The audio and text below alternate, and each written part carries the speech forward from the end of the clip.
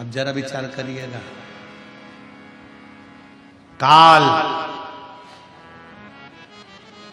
काल को देखकर अंत समय में लोग पलंग पर गंदगी कर देते हैं। काल को देखकर लोग पलंग पर गंदगी कर देते हैं। जिस दिन मेरा महाकाल सामने आएगा तो जरा विचार करिएगा कि कैसे दर्शन कर पाओगे।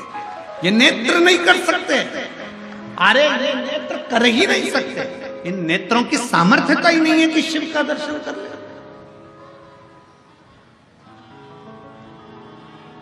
आप भगवान शंकर से ही मत कहो कि मुझे दर्शन दो, शंकर भगवान से ये कहो। आना मना नहीं है, आप हमारे यहां जरूर आना, पर बाबा रूप धर विश्वनाथ बन के, ओ घड़दानी बन के चले आना, भोले जी चले आना। आओ मना नहीं, पर रूप रखा, रूप रखा। आपका असली स्वरूप हमारे सामने हो जाएगा ना बाबा। आपका असली स्वरूप हमारे सम्मुख में होगा। गले में सर्प पड़ा है, मस्तक चंदा चढ़ा हुआ है, त्रिपुंड लगा हुआ है, कानों में बिच्छू पड़े हैं, भयंकर बाबा। आपका स्वरूप इन नेत्रों से देख ही नहीं सकता कोई साधारण व्यक्ति। किसकी सामर्थ्यता है, किसकी सामर्थ्यता? भगवान राम जी ने जब रामेश्वर धाम की स्थापना करी, भगवान कृष्ण ने जब शिवलिंग की स्थापना करी, भगवान राम जब रामेश्वर धाम की स्थापना करते हैं, स्थापना करते समय जब शिवलिंग का निर्माण करते हैं, निर्माण करते करते तुरंत उसी समय पर माता सीता स्थापना के लिए हनुमान जी के कहने पर रावण के साथ में आती हैं और प्राण प्रतिष्ठा के लिए बैठती हैं। तो माता सीता राम जी से कहती, प्रभु आप शंकर भगवान के इतने बड़े भक्त हो, आप शिव जी के इतने बड़े भक्त हो, आपको शिवलिंग की स्थापना करना पड़ रही है। प्रभु आप शंकर भगवान को कहते तो शंकर भगवान आ जाते, आपने शिवलिंग की स्थापना क्यों करी है? सती सीता माता पूछ रही हैं। प्रभु आप कहते तो भोलेनाथ जिता जाते, माता पार्वती के साथ आ जाते, परंतु आपने ये शिवलिंग की स्थापना क्यों करी? तब माता सीता के शब्द सुनकर भगवान राम कहते हैं कि मैं जानता हूं, मैं बुलाता मेरे भोले बाबा आ जाते, पर मैं तो आज दर्शन कर लेता, भोले बाबा चले भी जाते, पर संसार के लोगों के लिए ये शिवलिंग इसलिए स्थापना कर रहा हूं कि संसार के मनुष्य अपनी इन नग्न नेत्रों से शंकर जी को नहीं देख सकते, पर इन नेत्रों से शंकर के शिवलिंग का अगर दर्शन कर लेंगे तो उनको शंकर का ही दर्शन का पुण्य प्राप्त हो जाए।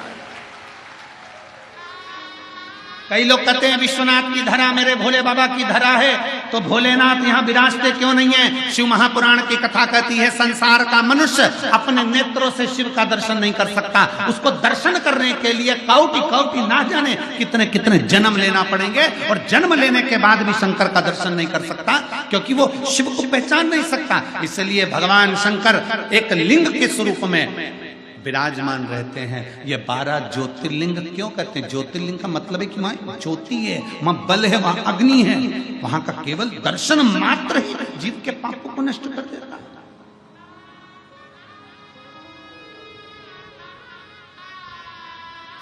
उसको समझ।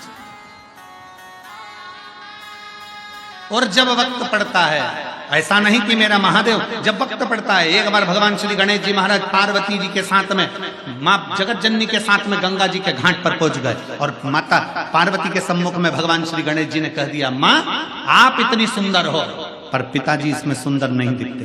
पिताजी सुंदर नहीं दिखते। पार्वती मैया ने गणेश जी का हाथ पकड़ा और हाथ पकड़ कर कहा, गणेश आज तो तुमने ये शब्द कह दिया, आगे से शब्द मत कहना, क्योंकि तुम्हारी पार्वती मैया से भी 1000 लाख गुना सुंदर विश्वनाथ शंभु पुत्र कालदर्शी कैलाश।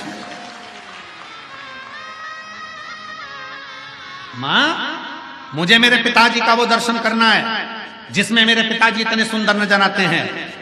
भगवान शंकर के लिए माता पार्वती जी ने उसी समय कह दिया कि पुत्र गणेश को आपका सुंदर स्वरूप का दर्शन करना है। कौन सा स्वरूप? शंकर भगवान से माता पार्वती जी कहती हैं कर्पूर गौरम करुणावतारम, आपका वो स्वरूप जो कपूर की तरह निर्मल, बड़ा सुंदर स्वरूप है, एक बार दर्शन करा दो। गणेश जी का हाथ पकड़कर शंकर भगवान गंगा जी के जल में ले गए और भगवान शंकर ने जो गंगा में एक डुबकी लगाई, स्वरूप देखकर गणेश जी महाराज को भी हजारों मुख करना पड़े, हजारों नेत्र करना पड़े।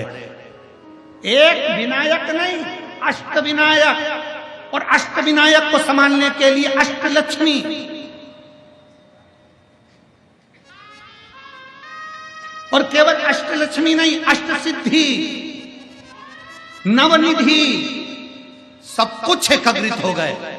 तो भी शंकर के स्वरूप को देखकर श्री गणेश जी महाराज स्तुत हो गए। हाथ जोड़कर अपने पिताजी से कहा, मुझे ये स्वरूप अब मत दिखाओ, आपसे हाथ जोड़ता हूं, आप मेरी मैया से ज्यादा सुंदर हो, अब मुझे नहीं दर्शन करना, आपको प्रणाम करता हूं, अब नहीं करना, आपको हाथ जोड़ने। मैं मेरी मैया से ज्यादा सुंदर किसी को नहीं देख सकता, पर आप तो मेरी मैया से भी ज्यादा सुंदर।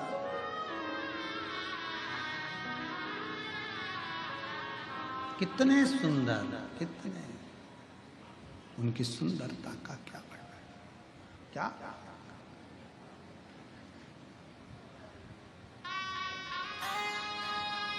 उसकी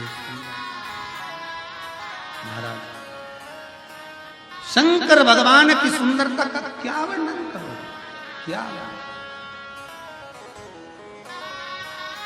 महाराज शिव तत्व कहता है, शंकर भगवान की कथा कहती है। दुनिया के लोग कहते हैं ब्यूटी पार्लर जाओ सुंदर दिखोगे। शिव महापुराण की कथा में आज हम तुमसे कह रहे हैं, शंकर जी के मंदिर में एक लोटा जल चढ़ाना प्रारंभ करो, ब्यूटी पार्लर जाने की जरूरत नहीं पड़ेगी, आप स्वयं सुंदर दिखोगे। कोई पार्लर नहीं, पानी से मुंडा धोगे, कंगा पार्टी करोगे और कथा में आकर बैठ जाना, लोग भी देखकर कहेंगे कौन से पार्लर में गई थी, बड़ी सुंदर दिख रही। और तुम कई कई बुजुर्ग माताओं को देखना जो शंकर जी के मंदिर में एक लोटा जल चढ़ाती है ना, ओल्ड इज गोल्ड। कई कई बूढ़ी माताओं को देखना, इतनी सुंदर दिखेगी, ऐसा लगे, कई बार तो बहुओं का भी दिल जल जाता है। बता बुढ़ी हो के, मम्मी तुम नई साड़ी पहनी? नहीं, मैं तो पुरानी। करवा चौथ में बहू इतनी तैयार हो रही और बूढ़ी मैया कुछ तैयार नहीं हो रही, अंदर गई, मुंडा धोया, बाल कंगा करा और आ गई पूजन करने के लिए। और देखा छठ की पूजन में, देखो छठ की पूजन में बहू इतना तैयार हो और सास को देखो ठेकुआ बनाने में लगी, और बनाया तो बनाया, और साथ में बूढ़ी माँ बस जो आई तैयार होकर। तो बहुएं भी कहती हैं हमारी सास इतनी सुंदर दिख रही है, ये चमक ये दमक फुल वन में महक, सब कुछ सरकार तुम ही से है, सब कुछ सुंदरता उसने दे, वो देता है, कुछ नहीं चाहिए।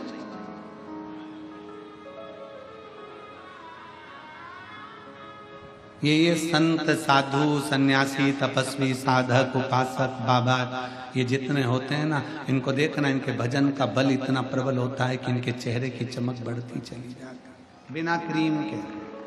और फिर निवेदन है, क्रीम की चमक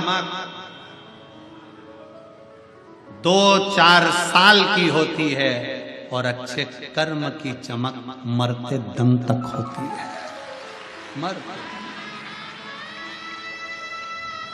ऐरावतेश्वर महादेव की कथा